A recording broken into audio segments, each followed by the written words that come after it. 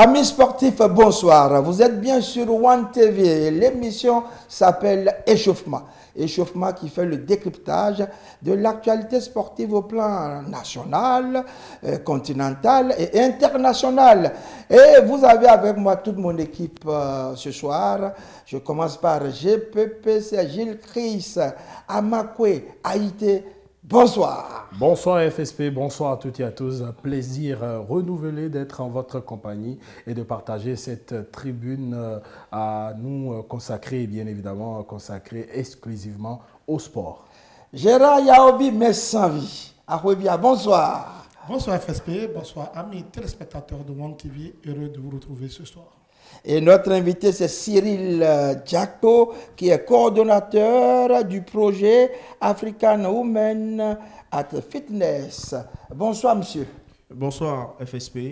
Content d'être là avec vous. Et bonsoir à tous les téléspectateurs de One TV. Alors, au sommaire, on parlera du classement FIFA du mois d'octobre. Les pays africains ont fait beaucoup de progrès. Le Bénin, eh bien, a fait un pas en avant, tandis que le Togo, lui, il a reculé. On parlera également du tennis de table, le championnat d'Afrique, où le Bénin et le Togo se sont très bien illustrés et même qualifiés pour les championnats du monde 2026. Et à l'issue de ces compétitions, on a pu joindre le directeur technique national de la Fédération togolaise de tennis de table, M. Amédée Ama alias Ake. Vous allez le suivre dans quelques instants. Et puis, j'ai parlé tout à l'heure de Cyril Diakpo. Eh bien, les émotions du fitness, c'est lui qui pilote ça. Et c'est à Cotonou, pour ceux qui connaissent le Bénin. Et de quoi s'agit-il? Eh bien, on ira à Awansori, Ladi. Awansori, Ladi est un quartier situé dans le 6e arrondissement de la ville de Cotonou, au Bénin. Alors, bonne nouvelle par ailleurs pour les fans du football togolais, puisque le championnat national va démarrer ce week-end. Et d'autres nouvelles viendront meubler cette émission. Mesdames et messieurs, accrochez-vous bien. Échauffement, c'est parti.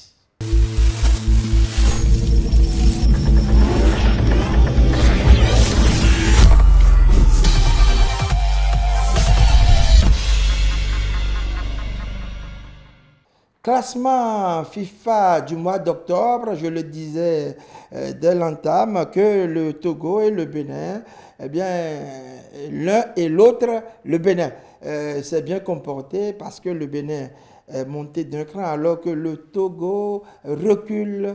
Et nous allons retrouver Gilles Chris Amakwe Haïté pour le compte rendu.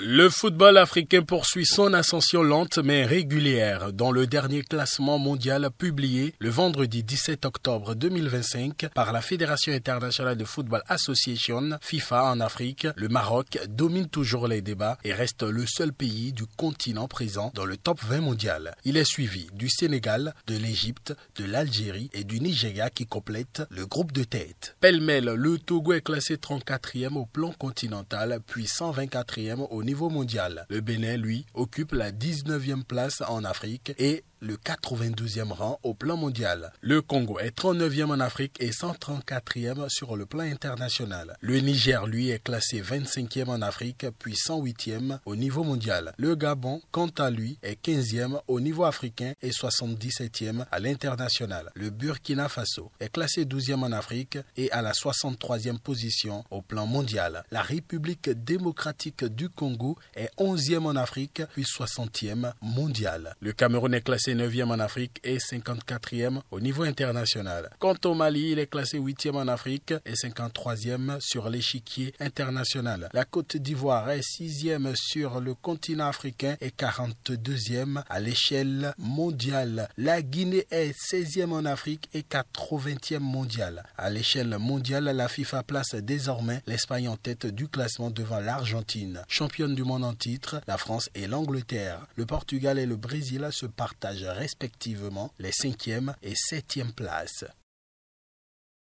GPP, qu'est-ce qui peut expliquer eh bien, cette descente aux enfers du football togolais. Je parle bien sûr du classement FIFA Coca-Cola, le Togo, qui n'arrive pas à se retrouver au niveau du top 100.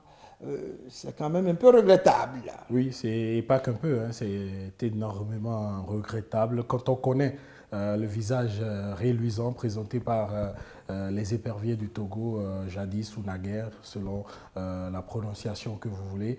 Et aujourd'hui, de savoir que leur niveau n'a pas évolué outre que ça, et bien au contraire, ils sont en mode régression. C'est triste pour cette nation africaine qui, par le passé, nous a habitués à de bien meilleures copies que celle qu'elle présente actuellement. Et cela montre à suffisance aujourd'hui le malaise profond qu'il y a au niveau du football togolais, un malaise qu'il va falloir penser, un malaise qu'il va falloir régler pour permettre aux amoureux des éperviers du Togo, togolais, tout simplement de sortir de cette spirale négative dans laquelle est plongé le football depuis un certain moment. On revient chaque fois, je sais que c'est sur plusieurs émissions qu'on parle du football togolais et on ne parle pas du football togolais en bien, on en parle en mal et à un moment on est fatigué, on a envie de revenir dire que le Togo a fait des bons et les résultats des précédentes rencontres, la campagne qualificative pour la Coupe du Monde des clubs et l'absence également à la Coupe d'Afrique des Nations sont autant d'éléments qu'il faut mettre dans la balance qui font regresser le Togo et qui l'amènent hors du top 100 au niveau mondial. C'est regrettable, mais c'est l'état des choses actuelles. Il va falloir faire le travail, il va falloir remettre chacun à sa place, situer les responsabilités pour pouvoir pondre une thérapie qui va sortir le football de ce mal profond. Gérard Yaobi Bessanvi, le Bénin lui a progressé légèrement parce qu'il a pu gagner et glaner quelques points lors des éliminatoires de la Coupe du Monde. Oui, vous voyez, avec les résultats obtenus par les Guépards du Bénin lors de ces éliminatoires passés, je veux nommer le mondial, que ce soit au mondial ou que ce soit à la CAN, ont permis bien sûr au Bénin de se retrouver à cette position. Vous savez, je vais emboîter peut-être le pas à mon vis-à-vis ici qui disait, c'est vrai, vous savez, à un moment donné, lorsque ça ne marche pas et que vous n'avez pas les armes nécessaires, puisque aujourd'hui nous parlons du classement FIFA, c'est d'abord, ça passe nécessairement par l'organisation de bons championnats et les équipes qui se retrouvent d'abord dans les éliminatoires sur le plan continental avant de se retrouver sur le plan international. Vous n'êtes pas sans savoir que depuis un bon moment, les quelques équipes togolaises qui arrivent à se retrouver en tête du championnat n'arrivent toujours pas à mieux se comporter lorsqu'il s'agit des compétitions continentales. Donc, bon, je crois que avec ce qui se prépare désormais, puisque le gouvernement a compris et est en train de mettre les bouchées doubles pour corriger ce qui ne va pas au sein de la fédération et au sein déjà des différents clubs, afin que désormais le problème soit réglé. Et je crois que, bon, ça ne ment pas. Lorsque vous travaillez, les résultats sont là. Le Togo, bon, depuis un moment, ça ne va pas, mais je crois que bientôt, ça va reprendre.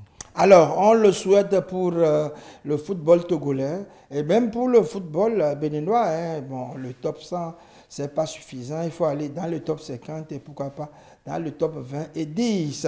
Et nous allons poursuivre à présent avec la petite balle en celluloïde, le tennis de table. On commence par le Bénin, qui était au championnat d'Afrique et qui a pu, ma foi, se qualifier pour les championnats du monde 2026. Images et son chez Pépé. Le Bénin marquera l'histoire du tennis de table en participant pour la première fois à la Coupe du Monde 2025 grâce à la performance exceptionnelle de Abdelkader Salifou. Le pongiste béninois a validé son ticket pour cette prestigieuse compétition en remportant les demi-finales de la Coupe d'Afrique senior à Tunis. Ce résultat lui permet d'intégrer le cercle très fermé des 8 meilleurs joueurs africains qui représentent le continent lors du mondial Macao en Chine du 14 au 20 avril 2025. 2025. Un espoir validé en quart de finale pour s'ouvrir les portes de la Coupe du Monde. Abdelkader Salifou a réalisé un parcours exceptionnel en Coupe d'Afrique. Le tournant décisif de son tournoi est survenu en quart de finale où il a affronté l'Égyptien Mohamed El Beyali, un adversaire redoutable. Avec une performance impressionnante et maîtrisée, le Béninois s'est imposé par 4-7 à 1, 11-4, 8-11, 11-3, 11-4, 11-4. Cela ainsi sa qualification historique. En demi-finale, il a croisé le chemin du grand favori, l'Égyptien Omar Assar, multiple champion d'Afrique. Salifou a livré une bataille intense, mais s'est incliné de justesse 4-3. Malgré cette défaite, son billet pour la Coupe du Monde était déjà en poche. Ce n'est pas la première fois qu'Abdelkader Salifou brille sur la scène internationale. Vice-champion de France en 2013 et ancien numéro 83 mondial, le Béninois confirme une fois de plus son talent et sa détermination en inscrivant le Bénin dans l'élite mondiale du tennis de table. Cette qualification ouvre un nouveau chapitre pour le tennis de table béninois, mettant en lumière le potentiel et le travail accompli par les pongistes du pays. Cap sur la Coupe du Monde 2025 à Macao, Salifou Abdelkader désormais entre dans une phase de préparation intense en vue du mondial de Macao où il tentera de défendre les couleurs béninoises face aux meilleurs joueurs du monde. Avec cette qualification historique, il envoie un signal fort à la nouvelle génération de pongistes béninois et prouve que le Bénin a sa place sur la scène internationale. Rendez-vous donc est pris du 14 au 20 avril 2025 pour suivre son parcours à la Coupe du Monde de tennis de table. Restons toujours à Tunis où se sont déroulés les championnats d'Afrique de tennis de table et comme le Bénin, l'équipe masculine de tennis de table du Togo s'est qualifiée également pour les championnats du monde de tennis de table 2026 à Londres. Gilles Chris Amakwe, Haïti, reportage. Championnat d'Afrique de tennis de table, l'équipe masculine de tennis de table du Togo s'est qualifiée pour les championnats du monde par équipe de 2026 à Londres. Fierté togolaise, l'équipe nationale a obtenu sa qualification en atteignant les quarts de finale de championnat d'Afrique de tennis de table 2025. Ce résultat est considéré comme historique pour le tennis de table togolais. Le pongiste togolais Ataru Assou a porté haut les couleurs du pays lors des championnats d'Afrique par équipe qui se sont déroulé à Tunis du 12 au 19 octobre 2025. Aux côtés de ses coéquipiers, il a contribué à un parcours exceptionnel qui permet à l'équipe nationale togolaise de se qualifier pour les championnats du monde par équipe à Londres en 2026. Une étape historique pour le tennis de table togolais et une immense fierté pour l'équipe nationale. Cap donc sur Londres 2026.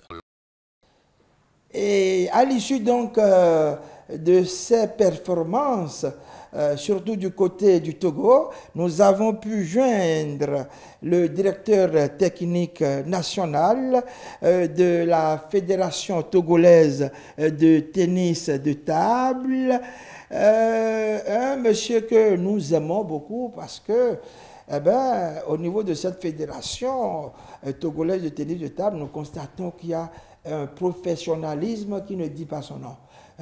Je vais vous expliquer pourquoi tout à l'heure, mais pour l'heure, retrouvons le directeur technique national, Amédée Ama alias Ake. Nous avons l'habitude de l'appeler Ake. Il est en direct sur échauffement. Nous sommes qualifiés pour les champions du monde et ça n'a pas été facile. C'était un match vraiment assez difficile contre la Côte d'Ivoire et à la dernière manche, nous étions menés 6-3 et notre jeune Boudjan Elias a fait vraiment un remontada qui a tout basculé et le Togo a gagné 3-2 face à la Côte d'Ivoire pour le match de départagement, ce qui nous donne notre qualification pour les championnats du monde.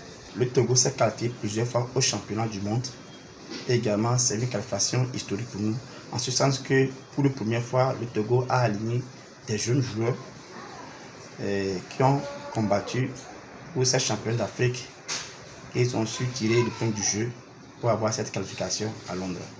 J'invite à tout le public sportif togolais à se mobiliser derrière le jeune ambassadeur pongiste qui ont vraiment fait un grand boulot à Tunis et rester derrière eux, mobilisés, soudés pour que notre prestation à Londres soit vraiment effective. Et ensuite, nous vous promettons que dans les mois à venir, un programme scolaire sera mis en place pour le développement territorial au Togo et surtout accompagner nos jeunes talents dans ce domaine. Merci. Alors, GPP, quand on parle de tennis de table, naguère, le Togo et le Bénin faisaient peur. Ils faisaient peur dans la sous-région.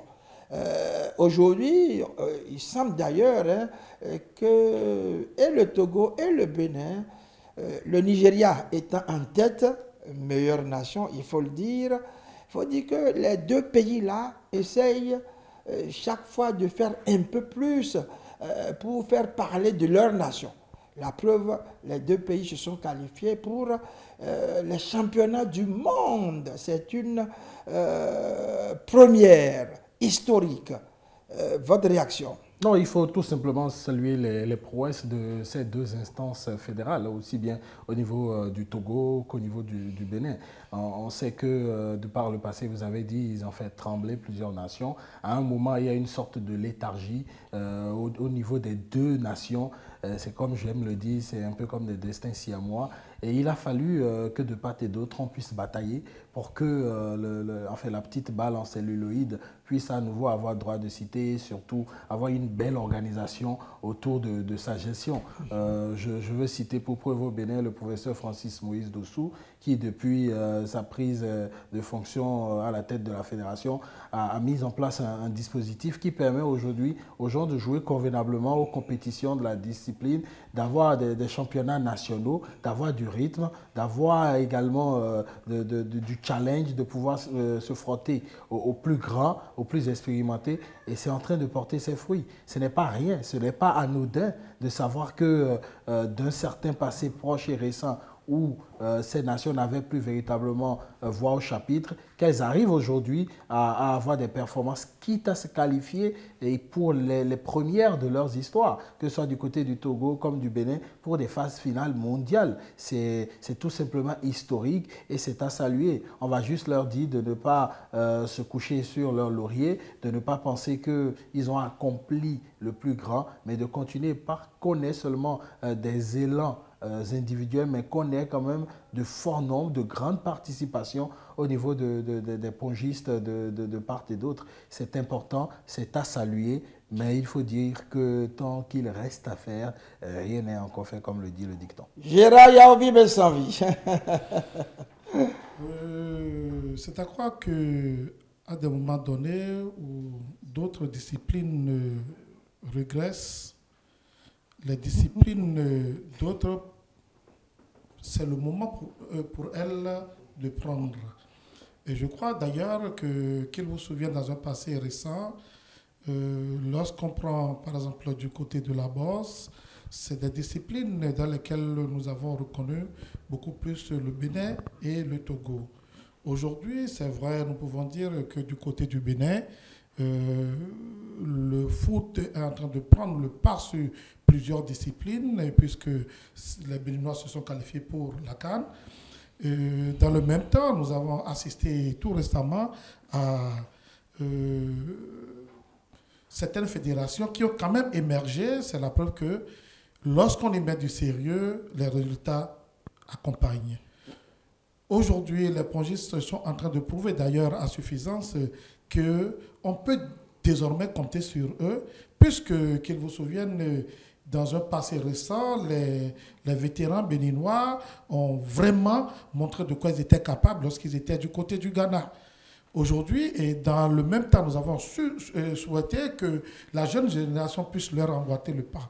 Et c'est insuffisant aujourd'hui d'ailleurs de constater qu'ils le font très bien. Mais une chose est de se qualifier, mais l'autre est de mieux se comporter. Je crois que c'est maintenant que le plus dur commence. Après la qualification, il faut travailler dur, il faut continuer d'ailleurs avec ce qui se fait déjà, puisque récemment, il y a eu le championnat national qui a été organisé au Bénin, où il y a eu plus de 300 participants. Je crois que c'est déjà quelque chose de louable et d'appréciable qu'il faut vraiment saluer. Du côté du Togo aussi, depuis un bon moment, les athlètes sont mis au vert, ils travaillent. Et je crois que c'est ce que nous demandons d'ailleurs pour la plupart, afin que désormais, nous voulons les résultats, il faut le travail à la base et que tout se fait dans les règles de l'art, surtout lorsqu'on met les moyens, il faut suivre et accompagner et mettre beaucoup plus du sérieux. Et lorsqu'il y a du sérieux, je dis toujours, lorsqu'il y a du sérieux, le résultat accompagne toujours. Il faut que tout se fasse dans les règles de l'art, c'est vrai. Et au Togo, tout se fait. Et comme cela, mes vifs remerciements au président de la Fédération togolaise de tennis de table, M. Eda Vast.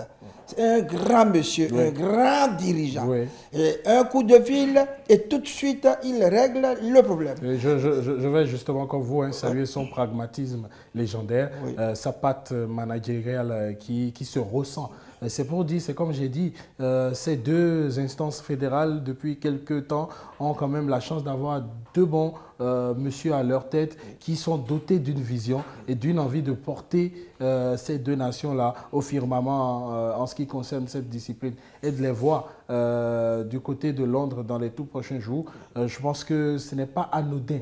Et ça, il faut le souligner. Ils ont fait des efforts, ils ont consenti des sacrifices, ils ont parfois ramé à contre-courant et aujourd'hui, c'est en train de payer. Ah oui, sans oublier également le secrétaire général de la Fédération togolaise de tennis de table, M. Badoé Kouessan Difa Nestor.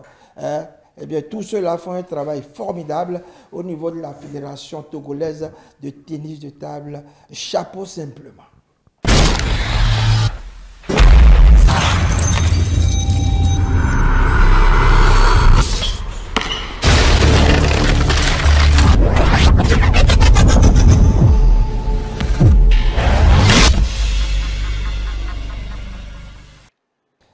Direction le Bénin où on va parler des émotions du fitness.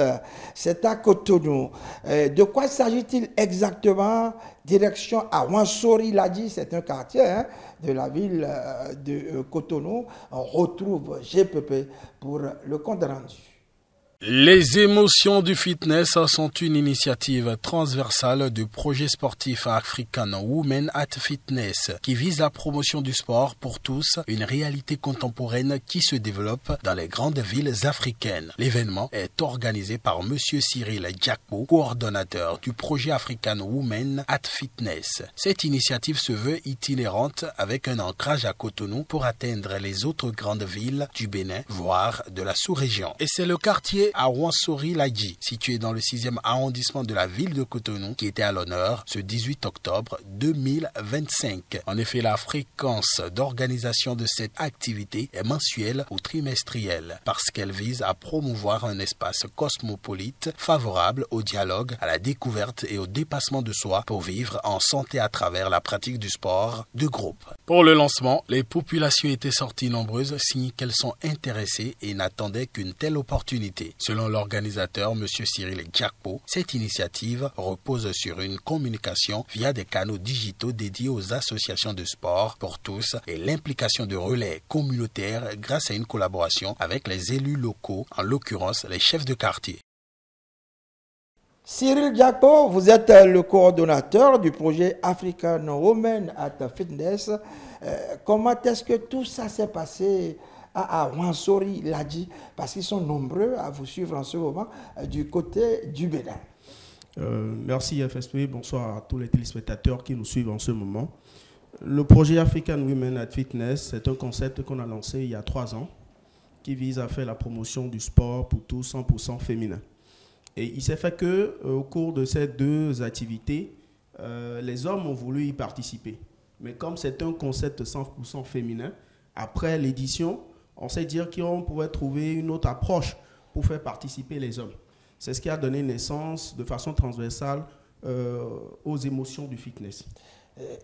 Émotions du fitness. Quand on entend ça comme ça, on se demande c'est quoi? Émotions du fitness. C'est toujours le sport? Oui, c'est toujours le sport parce que de plus en plus... On a vu les images, hein? Oui. On a vu qu'il y a beaucoup de sport. Les gens dansaient également. Oui. Il y a de la musique. Exactement. Voilà. Bon, déjà, dans la plupart des capitales africaines, il y a une réalité aujourd'hui que tous les week-ends, le sport, ça se pratique en groupe, en association ou seul, ça se fait. Donc, l'idée a été de converger tout ce beau monde-là à travers cette initiative, les émotions du fitness, pour que dans un élan, avec des associations de sport pour tous et des particuliers qui veulent bien le faire, mais qui n'ont pas souvent cette opportunité à nous rejoindre, et c'est ce que ça donne. Quels sont les objectifs réels de cette organisation? Bon, les objectifs réels déjà de cette initiative, c'est de pouvoir fédérer un certain nombre d'associations de sport pour tous. Parce qu'au Bénin, aujourd'hui, il y a une fédération de sport pour tous. Il y a aussi une instance continentale qui se situe en Côte d'Ivoire, la Confédération africaine de randonnée pédestre et de sport pour tous.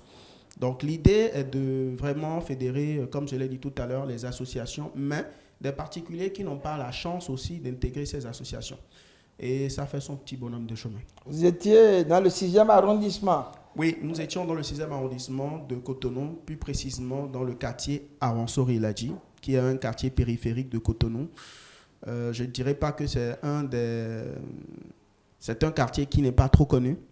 Et d'ailleurs, le choix a été fait pour amener les populations de ce quartier-là à découvrir cette discipline, se mettre ensemble, travailler, rire ensemble, découvrir des personnes. Et voilà, ça donne cette... Ça procure la santé, oui, ça procure la joie. Exactement. Hein? Déjà, on dépense beaucoup d'argent à se soigner. Et ce qui, moi, personnellement, m'a touché, c'est qu'il y a beaucoup de dames qui, toute la semaine, soit vont au marché, et ça fait cette navette-là. Mais le week-end, n'ont pas cette possibilité-là de s'adonner à la pratique du sport. Et ce sont elles qui traînent souvent des mal de dos, qui tombent régulièrement malades. Et pour la petite anecdote, il y a une vieille un sexagénaire qui nous a approché la dernière fois et qui demandait, mais monsieur, est-ce que vous allez reprendre ça? Parce que moi, on m'a demandé de pratiquer le sport, et comme je vous ai vu, je n'avais pas eu cette opportunité, mais comme je vous ai vu, je veux pouvoir revenir. Donc voilà, on donne rendez-vous pour la prochaine fois. Rendez-vous pour la prochaine fois, c'est quand? C'est le 15 novembre. Et où? Ça va être toujours à Awansori-Ladji. À Awansori-Ladji, après, vous irez dans les autres villes du Bénin, Parakou, Natitengu, Lokossa. Voilà. Vous irez dans les autres départements. Bon. En fait, c'est un concept itinérant. Ça veut dire qu'on va pouvoir parcourir d'autres grandes villes du pays. Oui. Et pourquoi pas de la sous-région? On peut peut-être se retrouver à Lomé, qui est une grande capitale de sport pour tous. Ça nous fera plaisir. On le voit tous les week-ends, hein, surtout quand ça court les rues, les samedis, ça tape. C'est quelque chose qui nous a marqué quand on était de passage à Lomé, à la plage. À la plage. Donc, c'est dire que le Bénin, le Togo, c'est une belle combinaison, et je pense que ça va se faire ici.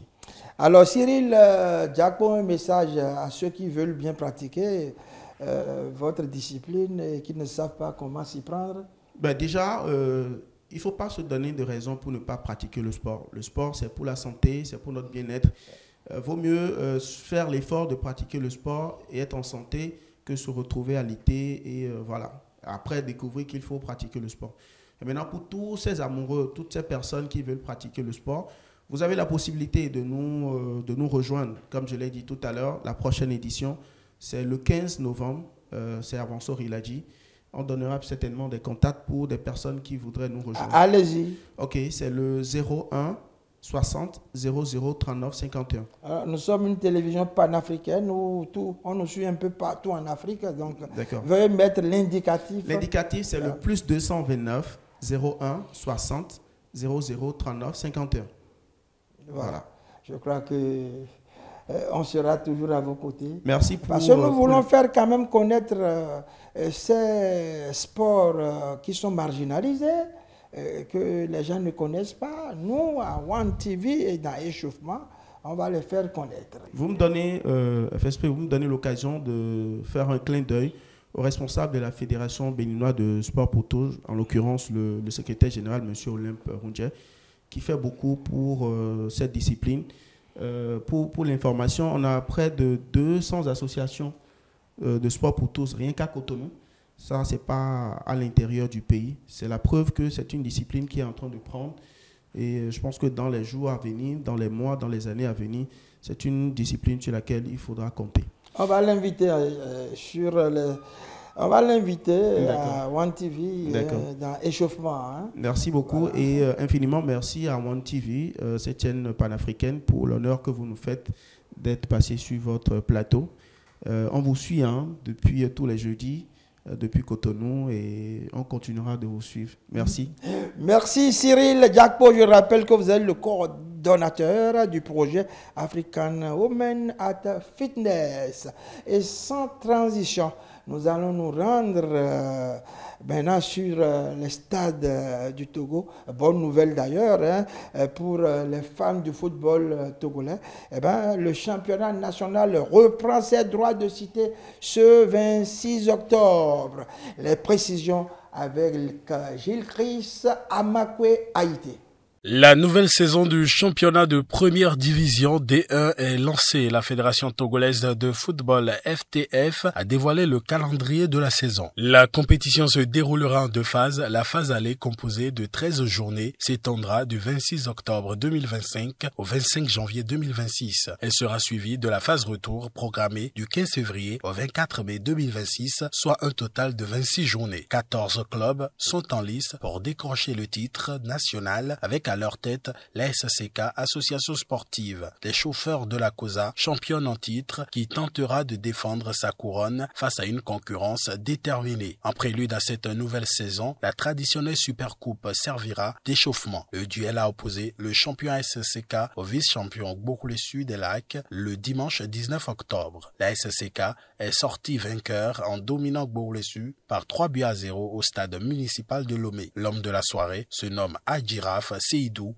auteur d'un coup de chapeau retentissant. La Fédération togolaise de football entend faire de cette saison une réussite avec des efforts sur la professionnalisation, la sécurité des stades et la promotion du football local. Nous souhaitons beaucoup de réussite et de courage au nouveau secrétaire général de la Fédération togolaise de football, le doyen Mana Palanga.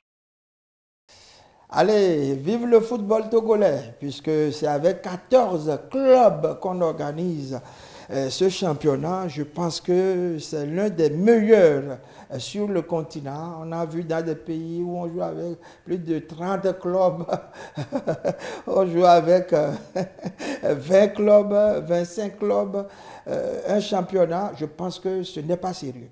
Regardez, le Togo donne l'exemple. 14 clubs pour animer un championnat. Gilles Chris Haïti. Vous savez que j'ai toujours été apôtre de cette formule, en disant qu'il ne sert à rien d'avoir des petites nations comme le Bénin, le Togo, avec des populations qui ne sont pas autant développées que d'autres nations, et d'avoir une pléiade de clubs, des clubs qui limite même n'ont pas les moyens de leur politique, n'arrivent pas à être, ne serait-ce qu'un temps soit peu professionnels, et on les taxe de professionnels, on les envoie tous jouer au football, et vous allez voir à la fin des clubs qui n'arrivent même pas à se déplacer pour aller disputer certaines rencontres faute de moyens. Et donc on doit pouvoir aller véritablement vers ces formules de championnat comme cela est fait du côté du Togo, pour permettre à ce qu'on ait plus de représentativité au niveau des clubs en matière de supporters, en matière de personnes capables de diriger, qu'on ait des conseils de gestion véritables des clubs, et pas juste que des opérateurs économiques qui ont quelques millions dans leur compte et qui se lancent dans la création de clubs et quittent derrière à ne pas pouvoir subvenir aux charges quand leurs affaires ne roulent pas. Il faut qu'on finisse avec l'amateurisme, il faut qu'on finisse avec le capharnaüm que nous avons l'habitude d'observer, et cela passe pas de véritables clubs bien constitués. Parce que quand vous prenez la population du Togo, aller à plus de 18 ou de 20 clubs, c'est abusé.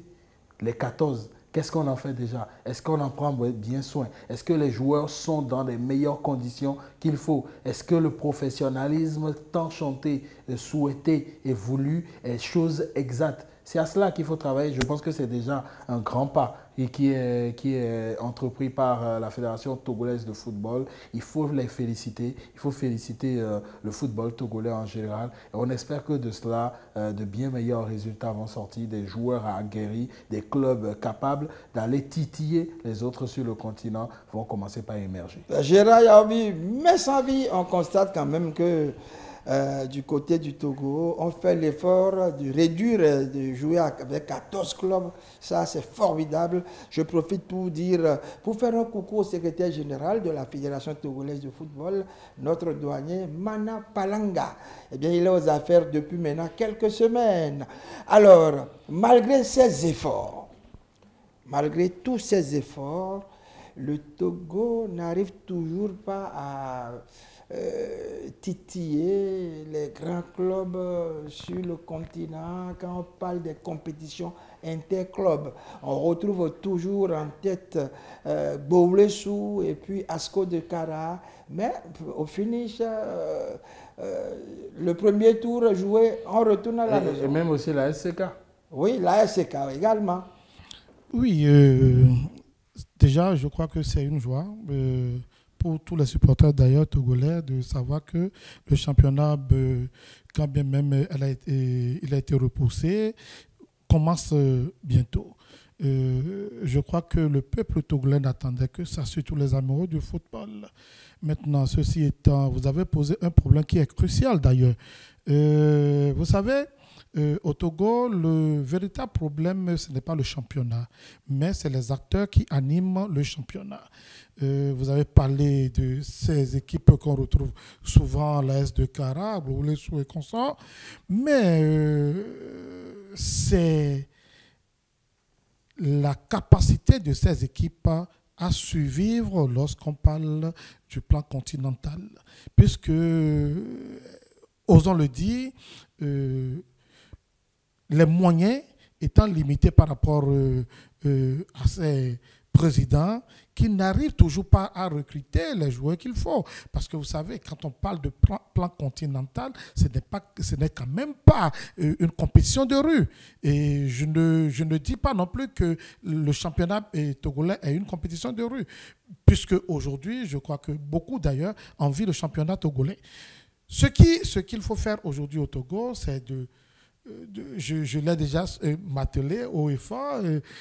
D'autres me diront, bon, ce n'est pas le gouvernement qui va mettre les moyens.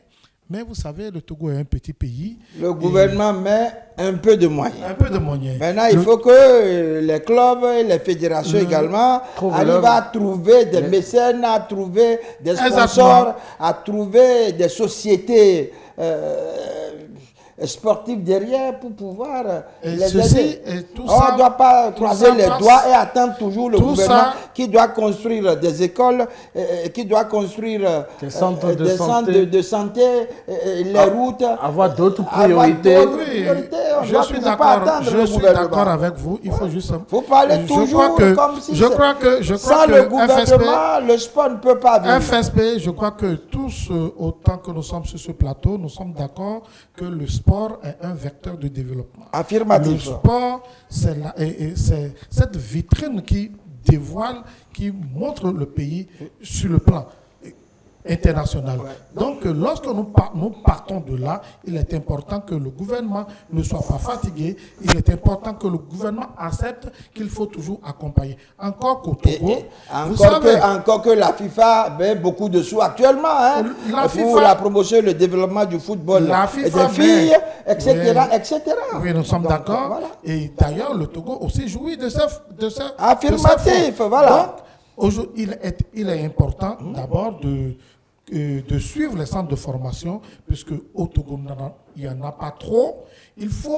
Au Togo, on a des centres de formation. Pas trop. Nous avons des centres de formation. Il faut accompagner. Je dis, il n'y a pas trop. Il faut accompagner. Vous savez, il y a la qualité. Je ne sais pas ce qu'on appelle centre de formation dans certains pays d'Afrique. Vous voyez, certains, coûte que coûte, parce qu'on donne peut-être des subventions qui veulent avoir des centres de formation. Et quand vous allez dans ces centres de formation, vous constatez que le monsieur, il est assis dans son salon. C'est une pièce, une seule pièce. Il y a un rideau qui sépare. Vous voyez beaucoup de ballons à gauche, et c'est ça qu'il appelle centre de formation. Il y a une petite cour, et puis après, on va jouer, on prend des sacs de riz, on prend pas mal d'argent chez les parents, et puis on dit qu'on est dans un centre de formation. Si c'est de ça que vous parlez, je regrette. Ah oui, je regrette. Justement. Voilà. Je crois que vous me rejoignez et vous venez et d'étaler ce que je disais, bien sûr, parce que, vous savez, lorsqu'on parle de centre de formation, c'est d'abord un équipement, c'est d'abord un bon système mis en place, l'encadrement qu'il faut, alors que, bon, il souffrait que dans les pays comme les nôtres, nous n'avons pas tout ça. Et je crois que si nous voulons avoir... Mais il y a certains centres sérieux quand même. Il y a certains centres sérieux, Ah oui. je sais. Et c'est vous même allez mieux. au Togo, vous allez au Bénin, vous allez en Côte d'Ivoire, vous allez au Burkina Faso. Mon ami me dit Burkina Faso. Moi, il dit Burkina Faso. Attention, c'est pour blaguer. Vous allez au Sénégal. Ah, mais là, c'est la totale.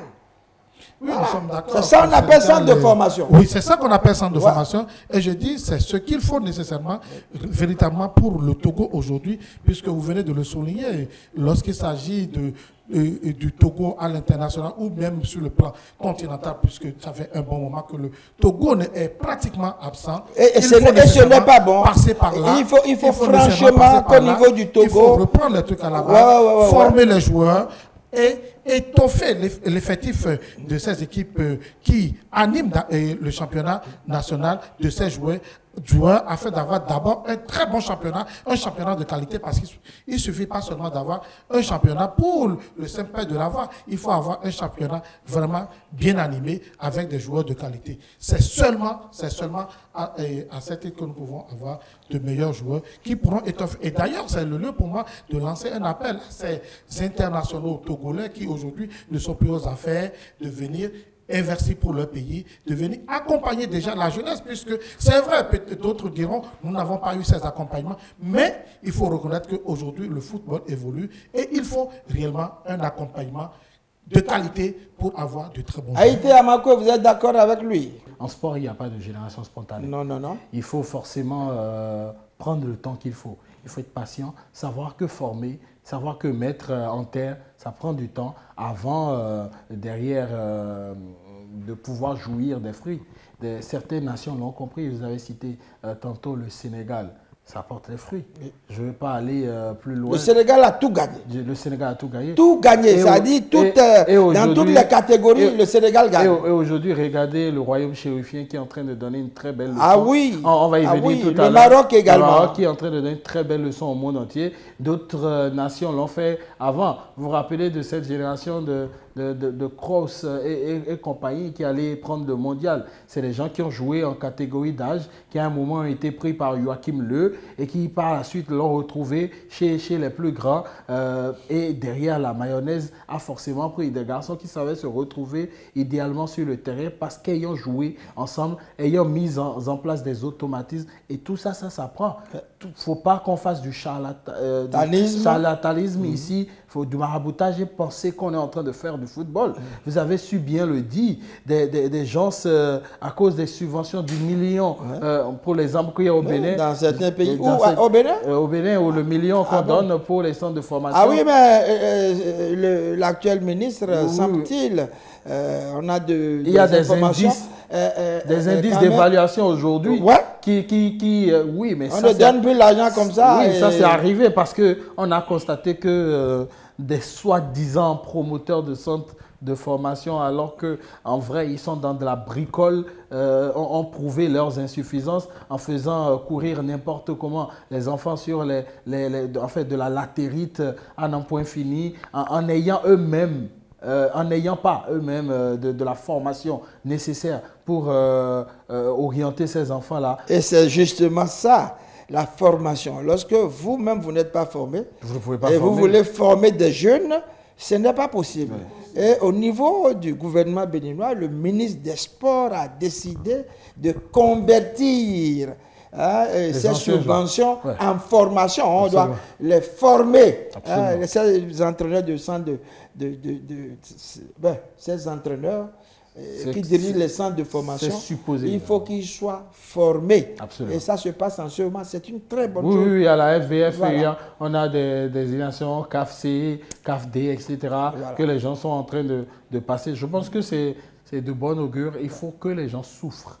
Il faut que le peuple également, les amoureux du cuir rond, les supporters de cette nation savent que parfois, il faut du temps. Ouais. Il faut énormément du temps. Depuis les années 60, depuis les années des indépendances, jusqu'à maintenant, on ne va pas toujours attendre. Non, on ne va pas attendre parce que depuis les années 60 et les années 70, on a eu des passionnés qui ont joué. Après ces passionnés-là, on n'a pas eu des générations qui ont suivi au niveau de la formation. Les formations véritables ont démarré sous nos camps. C'est ça qu'il faut se poser. Ce sont les vraies questions qu'il faut se poser. Et tout au moins à minima, il faut partir sur un cycle de 5, 10, 15, 20 ans pour espérer derrière avoir des résultats. Et il faut qu'il y ait une certaine continuité. Il ne faut pas qu'on fasse des choses comme des étoiles filantes. Depuis 20 ans, on chante la même chanson. Oui, mais ça n'a pas pris. On va dire que c'est maintenant que... Et pourquoi ça ne prend pas? Non, aujourd'hui, heureusement, on a de la vision au niveau de ces gouvernements-là qui ont compris qu'il faut véritablement... De certains gouvernements. Je parle en cas de l'occurrence du Bénin, du Togo, où quand même la volonté au niveau du sommet se manifeste à travers les moyens qui accompagnent et aujourd'hui l'encadrement de ces moyens. Donc, on ne va pas être pressé. Toute cette structuration, tout cet encadrement, avant on donnait de l'argent, les gens n'en rendaient pas compte. Même au niveau des clubs, ils n'en rendaient pas compte. Aujourd'hui, vous devez pouvoir prouver aux États, je vais prendre l'exemple du Bénin, comment vous disposez des frais qui vous sont alloués. Et quand vous ne cochez pas toutes les cases, le montant qu'on vous alloue diminue. Donc, ce n'est que dernièrement que toutes ces mesures-là sont venues pour inciter les gens véritablement à avoir de très bonnes attitudes avec les tout en saluant Madame le ministre des Sports du Togo, Lydie Lydie,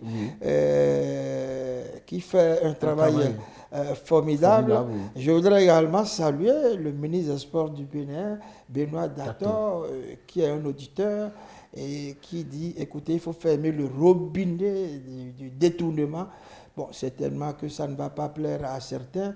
Ce qui est certain, c'est qu'on a des résultats. Lui qui est en train de faire 2 ans, seulement à la tête du ministère, et on peut comprendre désormais que les gens savent. On va en parler tout à l'heure parce que, on a prévu quelque chose sur lui. Absolument. Et si vous permettez, nous allons évoluer avec l'Argentine-Maroc, cette finale de la Coupe du Monde des moins de 20 ans de la FIFA. Chili 2025, et c'est historique, le Maroc, un pays africain, vient de monter sur le toit africain. GPP, non, sur le toit du monde. Il faut le dire, hein? Il a remporté, le Maroc a remporté. Franchement, ça a fait plaisir. Face à qui? Face à qui? GPP pour le compte rendu. Finale Coupe du Monde U20 de la FIFA Chili 2025, historique, le Maroc est champion. Le Maroc a battu l'Argentine 2-0 en finale de la Coupe du Monde U20 2025 et décroche le premier titre de son histoire dans la catégorie. Yassir Zabiri a été auteur d'un doublé au 12e et 29e. En effet, Yassir Zabiri a brillé en finale de la Coupe du Monde U20 de la FIFA Chili 2025 et a offert le titre au Maroc aux dépens de l'Argentine. L'équipe de Mohamed Ouabi est ainsi devenue la deuxième équipe africaine à remporter la compétition après le Ghana d'André Ayou en 2009. L'Argentine était pourtant largement favori. Après 6 titres au compteur, un record, l'Albi Céleste n'avait perdu qu'une seule finale U20. Le Maroc, de son côté, s'était hissé pour la première fois en finale. De plus, l'Albi Céleste avait remporté ses 6 matchs au Chili, marquant 15 buts et n'encaissant que 2, tandis que les Lionceaux de l'Atlas avaient perdu contre le Mexique 1-0 et n'avaient battu la France qu'à l'étape des tirs au but en demi-finale. 5 tirs au but contre 4, après 1 but partout à l'issue de la rencontre et même après les prolongations. Au coup de sifflet final, les Marocains ont laissé éclater leur joie. En chiffres, le Maroc est devenu la première équipe en 42 ans à battre l'Argentine en finale de la Coupe du Monde U20. Le Brésil de Jorginho, Dunga, Giovanni et Bebeto avaient en effet battu ses rivaux historiques lors de la finale Mexique en 1983. Depuis, l'Argentine avait battu le Brésil 2-0 en 1995, l'Uruguay 2-1 en 1990 1997, le Ghana 3-0 en 2001, le Nigeria 2-1 en 2005 et la République tchèque 2-1 en 2007 pour remporter le trophée. Pour la petite info, le Maroc est champion du monde U20 en 2025, champion d'Afrique U17 en 2025, médaillé de bronze au JO, champion d'Afrique U23 en 2023, demi-finaliste du mondial 2022. On va parler maintenant de la finale du tournoi de l'UFOA A des moins de 17 ans, Mali 2025. Eh bien, les Lionceaux conservent leur couronne à Bamako. Images et son GPP. Finale du tournoi UFOA U17 Mali 2025, les Lionceaux U17 conservent leur couronne à Bamako. Les jeunes de l'équipe nationale du Sénégal ont remporté le samedi 18 octobre 2025 au stade Mamadou Konaté de Bamako la finale du tournoi UFOA U17 face au Mali sur le score de 2-0. Ce succès confirme la solidité d'une génération prometteuse et assure au pays une qualification pour la prochaine Coupe d'Afrique des Nations U17. L'équipe a signé un parcours sans défaite tout au long de la compétition. Les observateurs saluent la continuité d'un modèle de formation qui produit des résultats réguliers. La rencontre s'est jouée sur un rythme soutenu entre deux formations bien organisées. Après une première période équilibrée, le Sénégal a trouvé la faille à la 40e minute grâce à un coup franc parfaitement exécuté par Souleymane Commissaire Faye qui a placé le ballon hors de portée du gardien malien. Ce but a permis aux Lionceaux de prendre l'avantage psychologique avant la pause. Au retour des vestiaires, les joueurs sénégalais ont maintenu la pression sur la défense adverse. À la 56e minute, Faye, encore lui, s'est illustré en offrant une passe décisive à Magué Niang, auteur du second but qui a scellé la victoire. Les tentatives du Mali pour revenir au score se sont heurtées à une défense compacte et disciplinée. L'équipe dirigée par le sélectionneur Ousmane Diop a ainsi bouclé la compétition sans concéder la moindre défaite, confirmant sa constance technique et mentale. Ce résultat prolonge la dynamique enclenchée par la génération précédente, victorieuse du même tournoi en 2024. Une page dédiée à l'histoire récente du football de jeunes Sénégalais pourrait retracer cette progression marquée par une politique fédérale axée sur la détection précoce et l'encadrement de haut niveau. Le Sénégal et le Mali qualifiés pour la CAN U17. Le tournoi UFOA U17 revêt une importance particulière car il sert de qualification pour la Coupe d'Afrique des Nations U17 prévue en 2026. En s'imposant lors de cette édition, le Sénégal obtient non seulement son 3e titre régional après ceux de 2018 et de 2024, mais aussi son ticket pour la phase continentale. Le Mali finaliste accompagnera également les Lionceaux. Ce tournoi organisé par l'Union des fédérations ouest-africaines de football, UFOA, regroupe les meilleures sélections de la sous-région. Il vise à offrir une plateforme de développement aux jeunes talents avant leur passage vers les catégories supérieures. Une analyse approfondie de la performance des académies sénégalaises pourrait éclairer le rôle central des centres de formation de ces résultats répétés. La victoire de Bamako confirme l'ancrage du Sénégal parmi les références africaines en football de jeunes. Les Lionceaux rejoindront prochainement la sélection A à Dakar pour une cérémonie officielle avant de se tourner vers la préparation de la CAN U17 où ils tenteront de poursuivre cette dynamique de progression et d'expérience internationale.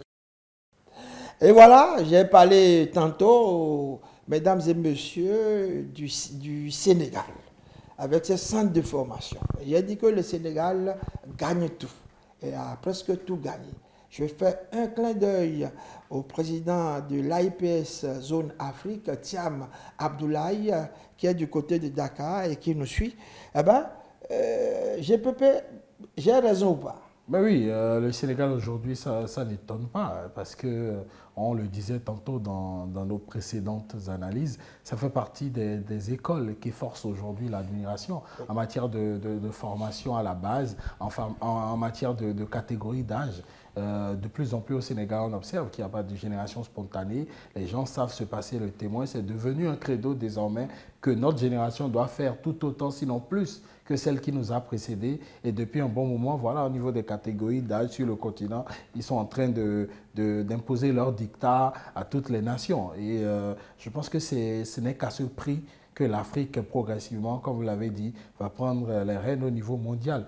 Parce qu'on a comme l'impression que la hiérarchie est en train d'être bouleversée et dangereusement par les Africains qui de plus en plus osent, qui de plus en plus comprennent que ce n'est que dans l'organisation et avec d'excellentes stratégies, en faisant même confiance aux locaux, qu'ils arriveront à atteindre des résultats. Parce qu'il faut noter que le Sénégal réalise ses prouesses pas avec des expats, mais avec des locaux. Et ça également, c'est à saluer. C'est-à-dire que sous nos cieux, il y a de la matière, il y a des gens qui en ont, mais le plus important déjà, c'est de faire le casting, prendre les personnes qualifiées, très important, prendre des personnes qualifiées pour faire le job, et derrière, le résultat est là, et les doter surtout de moyens pour atteindre leurs objectifs. Parce qu'une mission, des moyens, des résultats. Affirmatif, Gérard, mais il y a envie, mais sans vie. Lors du CHAN passé, le Sénégal avait déjà lancé la lettre. Et le Sénégal avait dit, écoutez, attention. Et ceci, c'est le fruit d'ailleurs du travail qui se fait là-bas. Et vous l'avez martelé tout à l'heure, les centres de formation. Aujourd'hui, lorsqu'on prend de façon générale l'Afrique, c'est les centres de formation du Sénégal font partie des meilleurs centres en Afrique. En dehors de ceux de l'Afrique du Nord ou bien du Maghreb. Oui, bien sûr. Donc, et mis à part cela, lorsque vous prenez même sur le plan continental, je crois même, bien sûr, qu'à part la RDC où les équipes de la RDC essaient de titiller un peu. Et je profite pour faire un clin d'œil à notre ami Kaboulo Mouana Kaboulo qui nous suit en ce moment depuis Kinshasa-Ravel.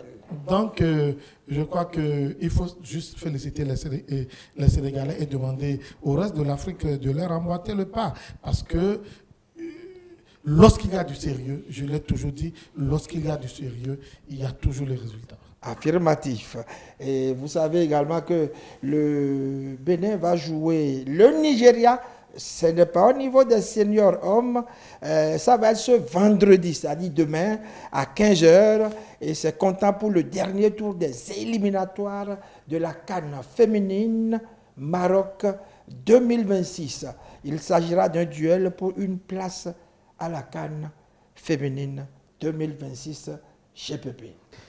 Décidément, hein, le Bénin et le Nigeria, à ces temps-ci, c'est une affaire de je t'aime moi non plus. Le Bénin qui tombe une fois de plus sur le Nigeria. Les pouliches d'Abdoulaye Ouzérou vont devoir franchir ce dernier rempart qui n'est pas des moindres, qui est à l'allure du mur de Jéricho, qu'il va falloir déstabiliser pour retrouver une première participation à la phase finale de la Coupe d'Afrique des Nations pour ce qui est des dames. On va déjà souligner l'incertitude, sinon la non-participation d'Aude Bédissi, un atout majeur de cette sélection à cette double confrontation. Une fois encore, la manche retour est prévue pour se disputer du côté du Nigeria et vous savez déjà ce que ça sous-entend. Ça va être très compliqué, mais le ballon est rond pour toutes les deux équipes pendant 90 minutes.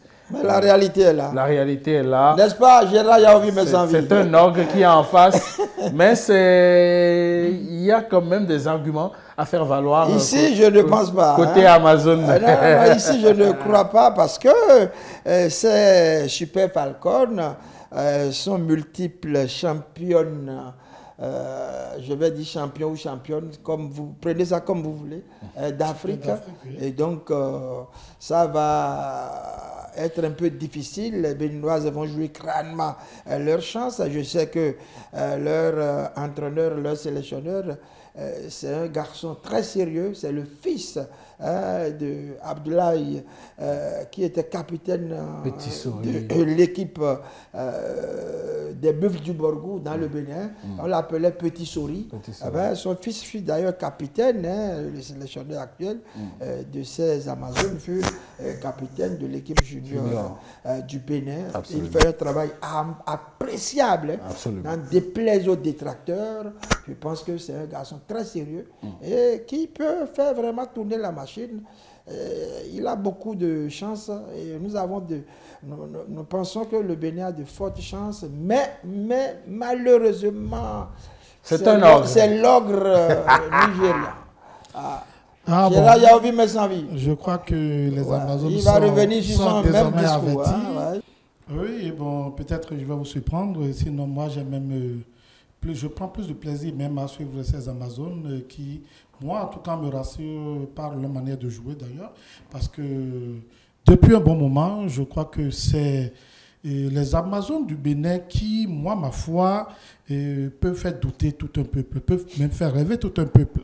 Wow. Vous êtes sérieux là? Je suis très sérieux. Je suis très sérieux. Il est très dithyrambique à l'endroit des dames. Non, pas du tout. Et au passage, je vous rappelle que lorsque vous confiez une maison à un homme et une femme, vous êtes plus sûr de retrouver la maison plus jolie, plus belle, comme vous l'avez laissée. Donc, je sais que nous sommes bien sûr dans le sport.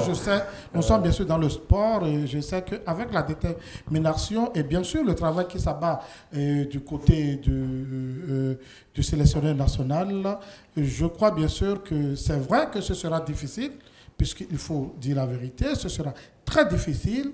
Les Nigériens ne voudront, puisqu'ils voudront toujours rester reines de la compétition, voudront emboîter d'ailleurs les pas aux Super Eagles qui, il y a quelques jours, ont fait la fête au Guépard du Bénin.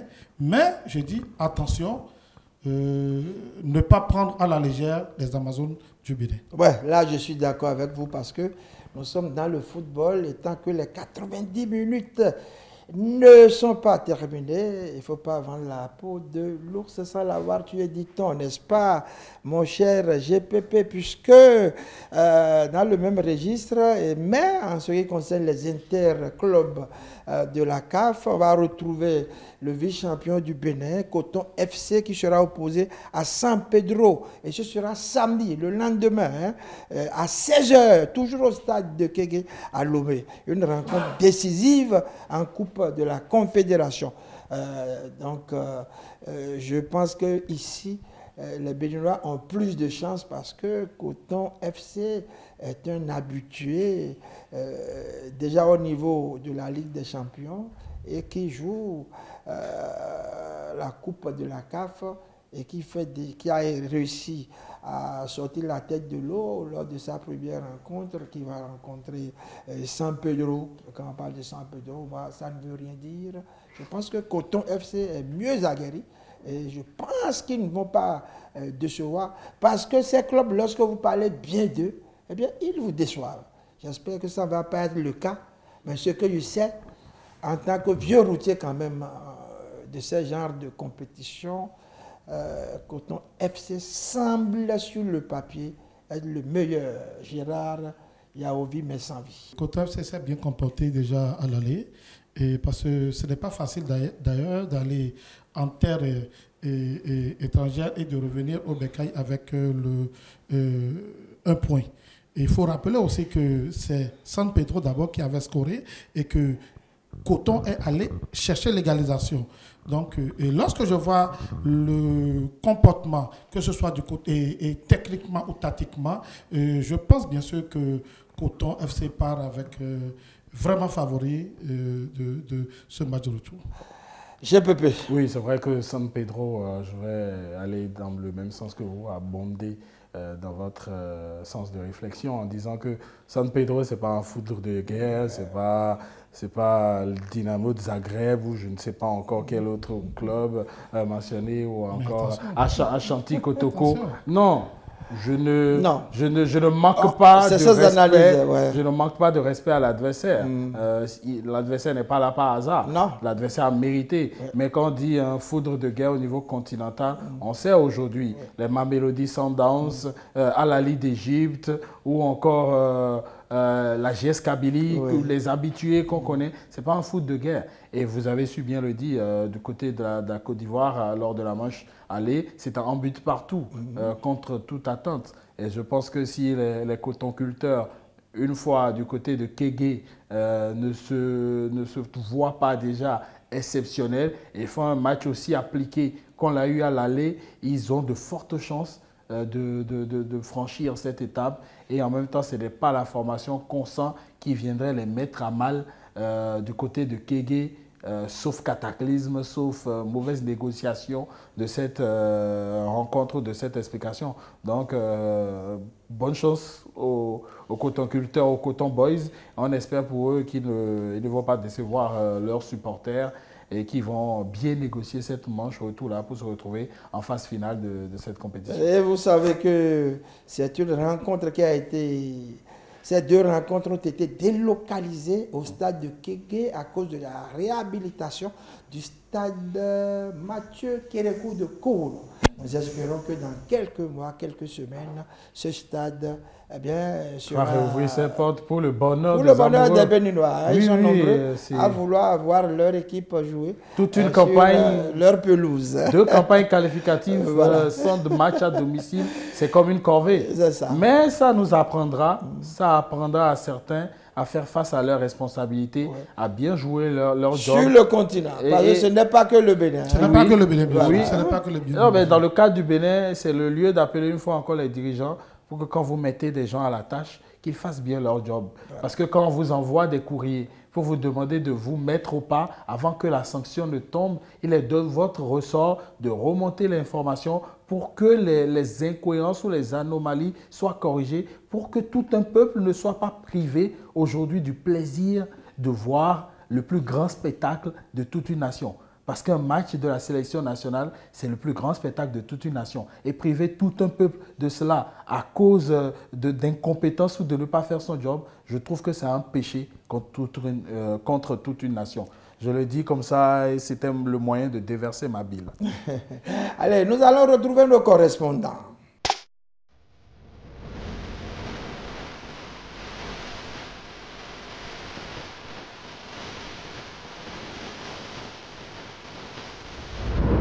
Direction Constantine, où on retrouve en Algérie notre correspondant Smaël Benkaïdia pour le condensé de l'actualité sportive. Bonsoir Smaïl. Très heureux, comme d'habitude, de vous retrouver à partir de Constantine en Algérie pour vous parler d'un grand club. C'est peut-être l'un des monuments du football algérien et surtout avec toutes ses consécrations en Afrique. Il s'agit de la JS Kabylie, la jeunesse sportive de Kabylie, qui aujourd'hui a fait sensation en remportant à l'extérieur son match aller face à l'US Monastir, l'équipe tunisienne, sur le score sans appel de 3-0.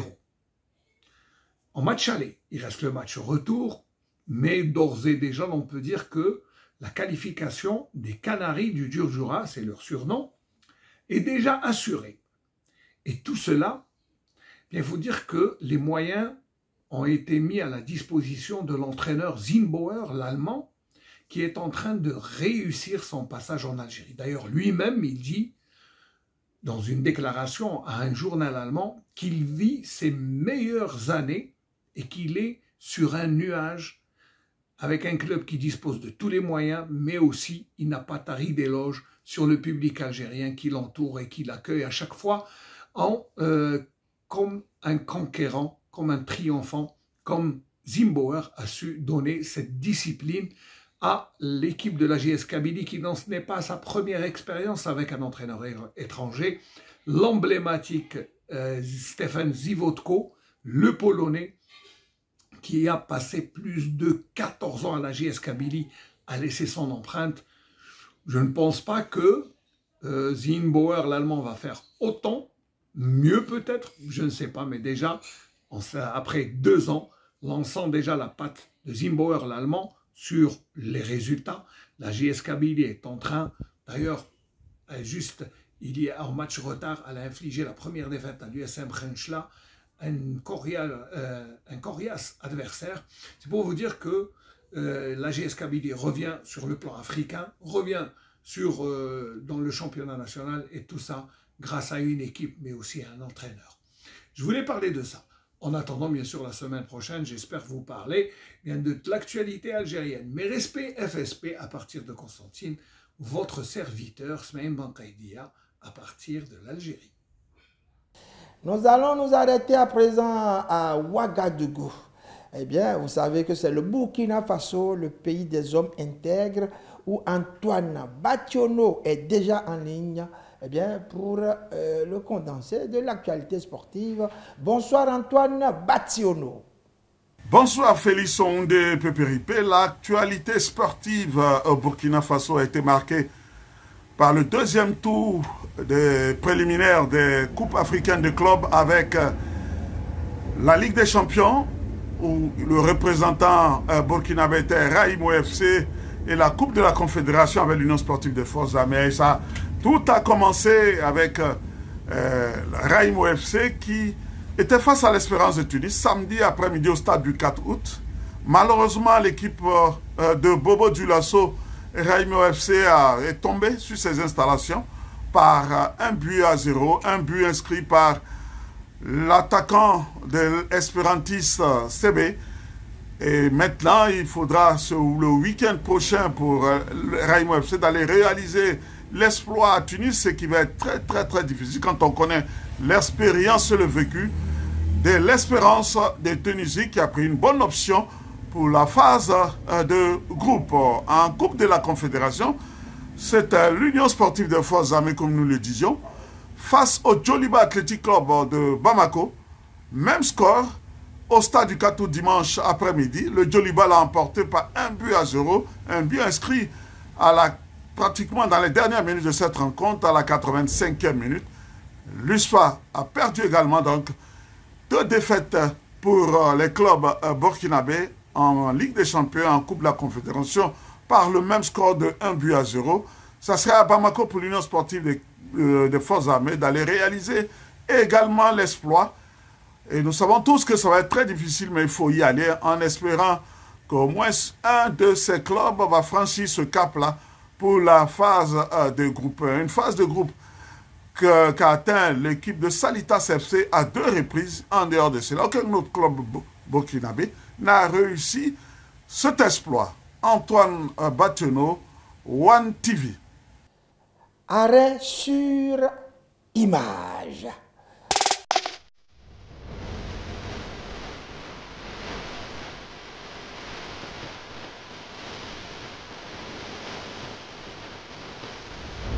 L'arrêt sur image porte sur le ministre béninois des Sports, Benoît Dator. Benoît Dator, c'est un ministre qui vient de faire 2 ans à la tête du département des sports du Bénin, mais qui a réalisé pas mal de choses. Tout le monde, je dis bien, tout le monde parle en bien de ce monsieur. Sauf quelques nostalgistes, quelques vous voyez, c'est l'émotion, ouais. Quelques nostalgiques, hein, bon, qui pratiquent le gangstérisme, ou alors qui sont simplement des gens pas bien, et qui veulent toujours de l'argent. Et quand monsieur ferme les robinets, ils ne sont pas contents. Et bon, ils ne sont pas nombreux, heureusement. Vous retrouvez peut-être un seul individu. Derrière, il a un parapluie atomique, eh bien, qui le finance. Donc, vous comprenez, Benoît Dator, eh bien, on peut lui tirer un grand coup de chapeau chez Pépé. Absolument. Je pense que ce monsieur est venu avec une vision. D'aucuns l'ont taxé au début de ne pas être un connaisseur de la maison. Et par la suite des choses, on a vu que lui, quand taxait de ne pas connaître la maison, c'est lui qui est en train de poser de véritables jalons pour le bien-être de toutes les fédérations sportives sous son égide et sous l'égide du ministère des Sports. On sait que toutes les fédérations aujourd'hui disent d'un commun accord que ce ministère-là accompagne véritablement. Quand il s'agit de voyager, on essaye de mettre les conditions à l'endroit de toutes ces fédérations-là qui font des efforts et qui surtout essayent de hisser le drapeau béninois haut. Le ministère ne manque pas de les accompagner. Et surtout, on l'a tout le temps dit ici, ils ont réussi à faire ce que beaucoup n'ont pas fait, c'est d'aller au-delà de la subvention, encadrer la subvention. Ça, c'est important parce qu'il s'agit de deniers publics qui sont orientés vers le développement du sport et à cause de cela, il va falloir qu'on nous justifie comment les sous-là sont utilisés. Et ce mécanisme d'évaluation suivi, mis en place par le ministère des Sports et sous l'égide éclairée du ministre des Sports Benoît Dato, prouve aujourd'hui à suffisance que si vous devez bénéficier de la subvention de l'État, il faut que vous puissiez mettre à disposition les preuves des efforts que vous consentissez pour mériter derrière l'accompagnement du gouvernement du président Patrice Talon à travers son bras armé, le ministère des Sports. Et je pense que ce ministre a de bons jours devant lui, plaise au ciel et plaise à ce que sa détermination ne s'émousse pas en chemin et qu'il puisse accompagner. On ne va pas oublier, il a même initié dans un passé une formation à l'endroit des journalistes et reporters sportifs. Alors qu'il n'est pas le patron des journalistes sportifs. Qui ont leur ministère à part. Absolument. Alors, et derrière, c'est pour prouver sa bonne foi, pour prouver son envie de professionnaliser toutes les composantes du monde sportif béninois. Il est il a de très bonnes relations avec les fédérations sportives. Il a de très bonnes... On défie celui-là qui peut venir dire que, eh bien, une fédération sportive est contre lui. Contre lui. Et il est en de très bons termes avec le comité national olympique et sportif béninois. Avec son président Julien Minavoa, qu'on salue au passage. Le diplodocus, comme on aime l'appeler. La bibliothèque. Et voilà. Et derrière, je pense que quand vous alignez tous ces éléments, quand les étoiles s'alignent, c'est que derrière, vous n'êtes pas juste là par hasard, c'est que vous êtes une tête bien faite et ça prouve que vous pouvez ne pas être d'un domaine, mais armé de volonté, de détermination et surtout d'une bonne vision, vous pouvez réaliser de gros exploits. 2 ans, c'est pas beaucoup, mais en 2 ans, il en a beaucoup. C'est à croire qu'il a fait 8 ans. Une éternité. Gérard Yaovi, mais sans vie. Il faut simplement reconnaître que... le chien aboie, la caravane passe. Le chien aboie, la caravane passe. Allez, coup de cœur, coup de gueule.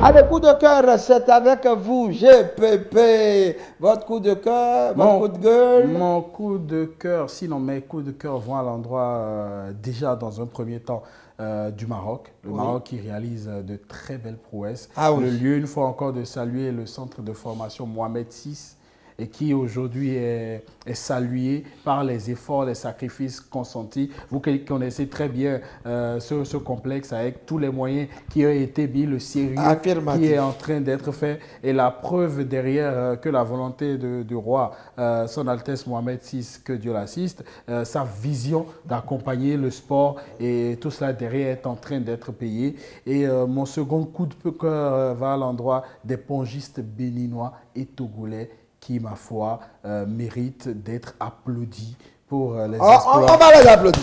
On va les applaudir. Bravo, bravo.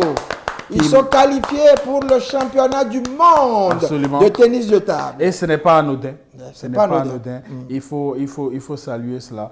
Et mon coup de gueule, je vais revenir dessus. Votre coup de gueule? Je vais revenir dessus, je l'ai dit tout à l'heure.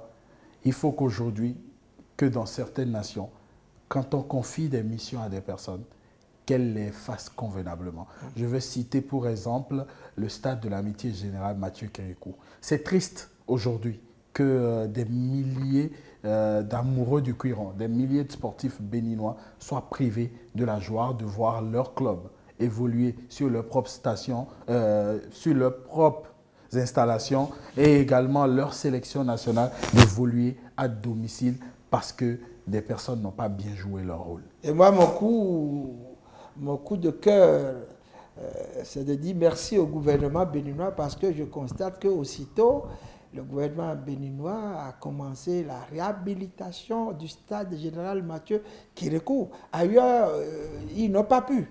Donc, bientôt, les travaux seront livrés. Et FSP, vu que votre voix porte, on a lancé plusieurs chantiers de réfection de stade. Le stade René Pleven, le stade Charles de Gaulle également. Et c'est une bonne chose. C'est une bonne chose. Ouais. Et probablement, d'ici quelques jours, on va passer à la réhabilitation également, ou un nouveau stade au niveau de la partie septentrionale du côté de Parakou. Ouais. On n'avait pas parlé de l'Arena. Ah, de l'Arena. Du côté